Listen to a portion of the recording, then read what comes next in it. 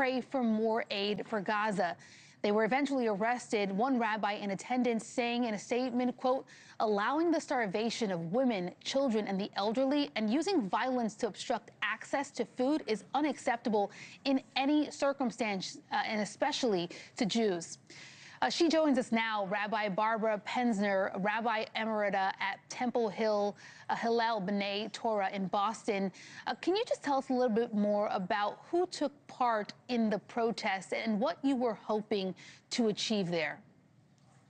Thank you for having me, Alicia.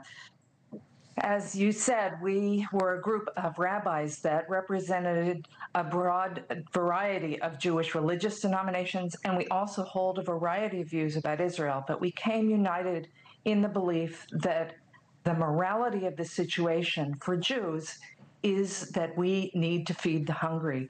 And so we came and prayed.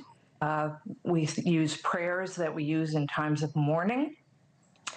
And we were there to represent over 750 rabbis and over 25,000 Jewish people who have signed on to the statement of Jews for food aid for people of Gaza. And we're very heartened that this week more and more people have come to demand that our government and our leaders protect lives in Gaza, which of course includes the lives of the hostages, the Israeli hostages who are still there. As a rabbi, why do you feel so compelled to do something about what's happening in Gaza right now? I can imagine some of the imagery alone is part of what's compelling you. Well, the imagery recalls the language of what we are reading at this time in the Jewish year about the destruction of our people over 2,600 years ago. And there's language about babies starving. And on top of that, we as a people are always talking about feeding the hungry. We're commanded that if there is a hungry person before you, you must feed them. And what we are watching is starvation that does not need to happen. The food aid is there. It's available. It's in trucks. It doesn't need to be airdropped. It's being blockaded. And we are demanding that the U.S. government and our leaders step in to not only stop the blockade, but provide for enough food for people in Gaza. Speaking of leaders, Middle East envoy Steve Witkoff is in Israel right now, meeting with Prime Minister Benjamin Netanyahu, among other leaders. Are the U.S. and Israel doing enough to your point there, stop the blockade and actually get this aid into Gaza? Well, I'm grateful for what is happening and for the improvement, but I have to say that scarce aid is in some ways more dangerous than no aid at all, because people are desperate and there are too few locations for people to go to get their food, and it's dangerous for them.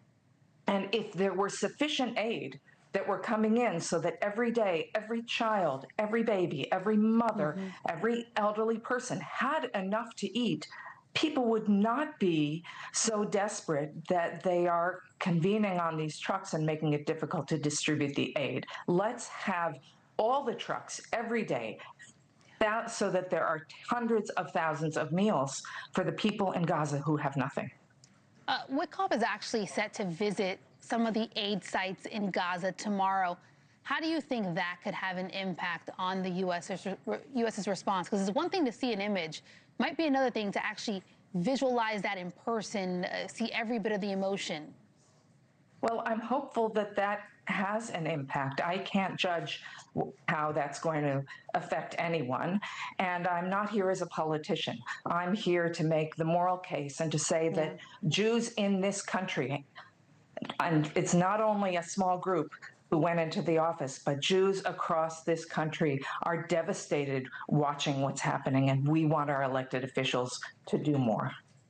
Rabbi, I really appreciate your time. Rabbi Barbara Penzner, thank you again for coming on. Thank you. All right.